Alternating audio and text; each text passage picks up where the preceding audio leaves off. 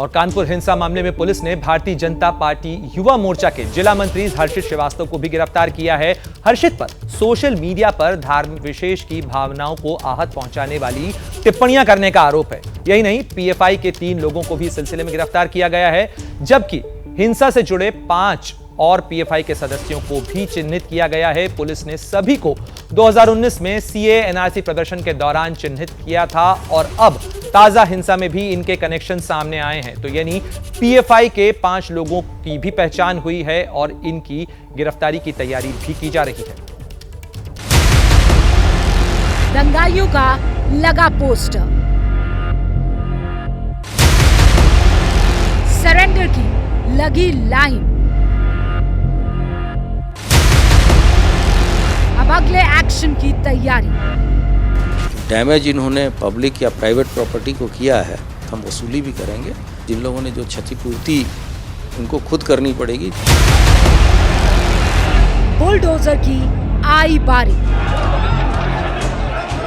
पूरे उपद्रव में जो चिन्हित हुआ है वो यही निकल कर आया है कि अवैधानिक निर्माण जो है वो उन्होंने कुछ कंट्रीब्यूट किया, तो इस एलिमेंट पे हम लोग कार्रवाई करेंगे।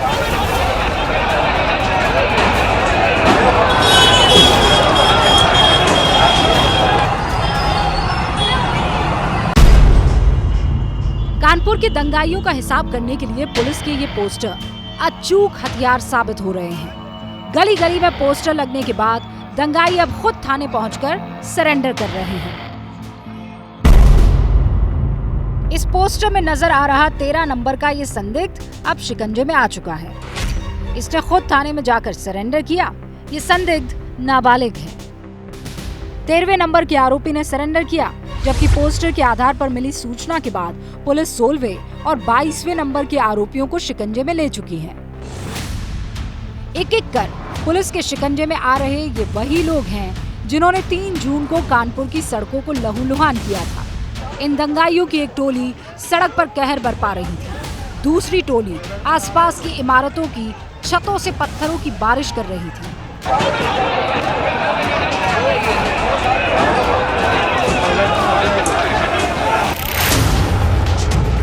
दंगे के दौरान छतों से पत्थरबाजी की ऐसी कई तस्वीरें सामने आ चुकी हैं और अब प्रशासन बुलडोजर वाले एक्शन की तैयारी में जुट गया है। उपद्रव हुआ है उस एरिया में जो पुलिस की कार्रवाइयाँ हुई हैं, उसके अतिरिक्त कुछ सिविल एडमिनिस्ट्रेशन भी टेकअप कर रहा है।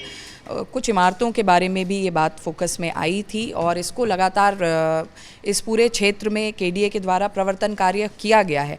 लेकिन इस मौका वारदात पे जब हम लोग उपस्थित हुए थे तो ये बातें निकल कर आ रही थी कि यहाँ भी कुछ ऐसी इमारतें हैं जिन पर कार्रवाइयाँ होना चाहिए और अवैधानिक निर्माण है, उसका एक सर्वे कराया जा रहा है और उस पर आगे जो भी निकल के आता है तत्परता से कार्रवाई के निर्देश हैं।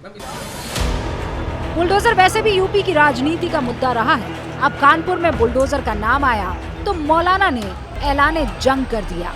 कानपुर शहर के काजी ने कफन वाली धमकी देने में देर नहीं की। इस तरह की कोई कदम उठाए गए तो फिर सर पे कफन बांध के लोग निकल भी आएंगे मैदान में। ज़्यादा दिन इंतजार नहीं कर पाएंगे। अब ज़्यादती की इंतहा, सब्र का इंतहा हो रही है। तो मैं यही करना, जब हमें रहने नहीं देना, हमारे बच्चों को पकड़ना, गिरफ्तार करना, जुल्म ज़्यादती करना, घर तोड़ देना, तो ठीक है, हम मरने के लिए तैयार है ना। अब तो हम सब पे कफन बांध के निकलने आ रहे हैं। कानपुर के शहर काजी के इस बयान के बाद अब पकड़े गए दंगाइयों के परिवार वाले भी सामने आ रहे हैं और ये खुद को बेकसूर बता रहे हैं। हालांकि पुलिस बार बार ये भरोसा दिला रही है कि किसी भी बेकसूर पर कार्रवाई नहीं होगी। यहाँ कोई बातचीत सुनी नहीं जा रही है, क्योंकि ये मामला जो है गुलाम गौस भतीजा है मेरा, जो उसको जो है बिना वजह उन्होंने उठा लिया और ना ही कोई एविडेंस था, ना ही वो वहाँ पर गया और ना ही कोई वो नमाज़ पढ़ के आ रहा था और दूसरे रास्ते में उन्होंने उसका कोई किसी ने भी फ़ोटो खींचा हो या ना खींचा हो, ऐसा उन्होंने बताया। पुलिस नहीं सुन रही, किसी की सुनी नहीं रही, कुछ बता ही नहीं रही कि हैं कहाँ, जो हम लोग ढूंढते हुए यहाँ आए हैं। मेरे घर का सीसीटीवी फुटेज है कि वो घर पे मौजूद है, पूरे 8 घंटे का फुटेज है, उसके बाद उसको उठा लिया घर से। देखिए, पिछले 24 घंटे में हमने 12 लोगों को गिरफ्तार किया है और पूछताछ के लिए हम 12 से ज़्यादा लोगों को ले आए थे ऐसे कई लोग हैं जिनका कोई इन्वॉल्वमेंट नहीं मिला। इन्फॉर्मेशन लोगों ने दी थी, लेकिन हमने ये इंश्योर किया कि किसी भी निर्दोष को किसी भी प्रकार की समस्या ना हो, और हमने निरीक्षण परीक्षण करने के बाद उन निर्देशों को जाने दिया है। पुलिस के भरोसे के बावजूद कानपुर में बुलडोजर वाली राजनीति सेंटर में आ गई है। समाजवादी पार्टी इसे यूपी सरकार के मुस्लिम विरोधी चश्मे से देख रही है, लेकिन सरकार ने ठान लिया है कि जब तक साजिश की हर परत नहीं खुलेगी, एक्शन में कमी नहीं आएगी। कानपुर मामले में योगी जी की सरकार एक तरफा मुसलमानों पर कार्रवाई कर रही है। जो आरोपी हैं उनको आप चिन्हित करिए, आप जो वायलेंस हुआ है आप उनको सजा दीजिए, लेकिन जो पुलिस फोर्स की तरफ से भगवा पहने बीजेपी के कार्यकर्ता जो हिंसा कर रहे थे, उनकी गिरफ्तारी कब होगी मुख्यमंत्री योगी जी? कानपुर के उपद्रव के पीछे गहरी साजिश की बू आ रही है, और उसके अंदर जो भी दोषी पकड़े जाएंगे या जो पुलिस की पकड़ से बाहर होंगे तो उनको पकड़ने के लिए जो कानूनी कार्रवाई करना है वो कर रही है पुलिस। लेकिन कानपुर में जो दंगा करने की कोशिश करने वाले तत्व हैं उनको पकड़ करके उनके खिलाफ कठोरतम कार्रवाई करने के लिए जो भी आवश्यक कदम होगा नियम के दायरे में उठाया जाएगा। यूपी के डिप्टी सीएम जिस साजिश की ओर इशारा कर रहे हैं, उन्हीं कड़ियों को जोड़ने की कोशिश यूपी पुलिस की टीम इस वक्त कर रही है।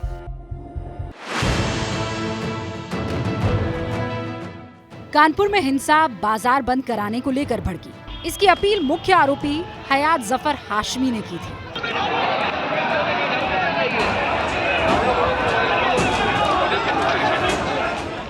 हाशमी पुलिस शिकंजे में है, उसके खिलाफ सबूतों की भरमार है और अब पुलिस उसकी पत्नी से भी पूछताछ की तैयारी कर रही है, क्योंकि हाशमी की पत्नी जारा कई व्हाट्सएप ग्रुप की एडमिन थी। शक है कि दंगा भड़काने वाले ग्रुप में भी जारा एडमिन थी और उसने वो सभी ग्रुप अपने फोन से डिलीट कर दिए हैं।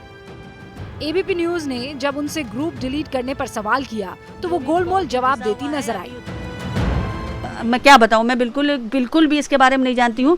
दूसरी चीज़ ये जरा सारे इनके प्रोग्राम्स जो ये करते हैं, जो इन्होंने किए हैं, वो मैं डिलीट कर देती हूँ, क्योंकि मेरे फोन में इतना स्पेस ही नहीं है। कह रहे हैं कि ग्रुप डिलीट हो गया है, तो इस सब को लेके संशय तो उठता है ना, इस पे लेके लोग सवाल करते हैं कि जब तक था।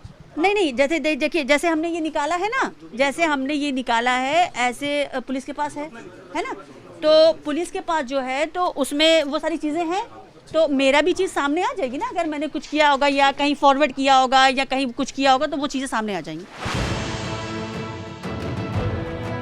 कानपुर घटना में अब पुलिस की जांच के 4 पहलू है। पहला, साजिश में कौन कौन शामिल था। दूसरा, पत्थरबाज कौन थे और इन पत्थरबाजों का ठिकाना कहाँ है।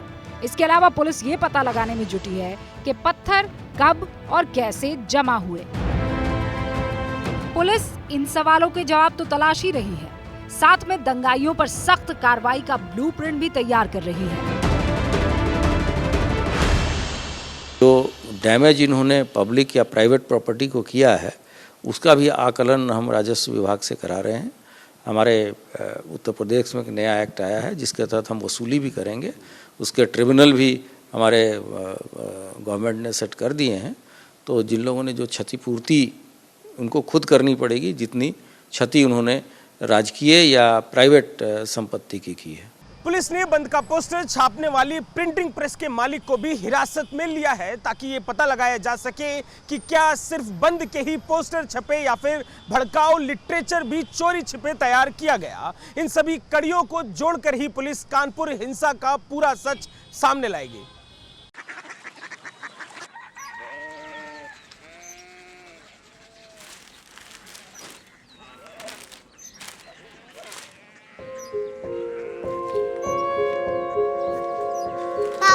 बाबा कोरिया सिटी जानी ना।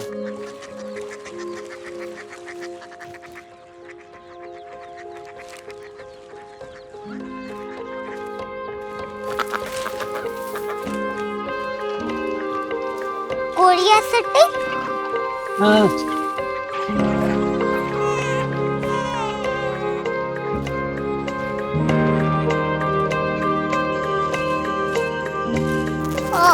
कोरिया सिटी कहाँ पे है? शहर अंग्रेजी लगे हैं।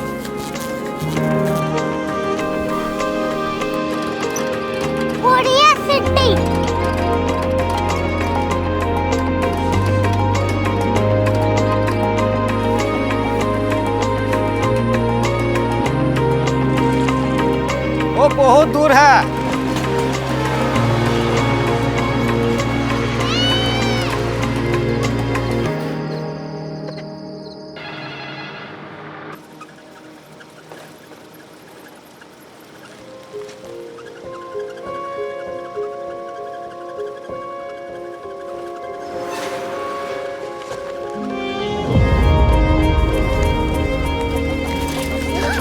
Korea city.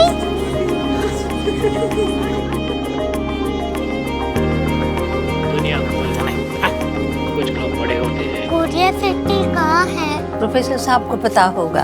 हो, ये छोटा वाला ग्लोब लगता है और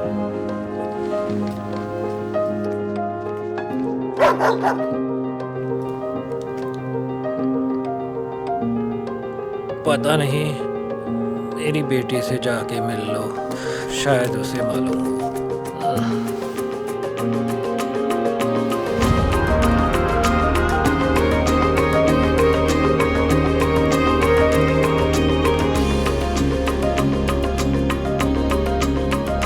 हाय,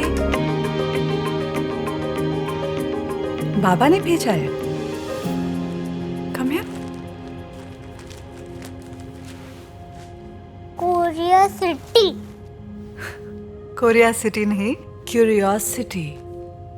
वो क्या? That's what brought you here? जो तुम्हें यहाँ तक ले आया। क्यूरियोसिटी।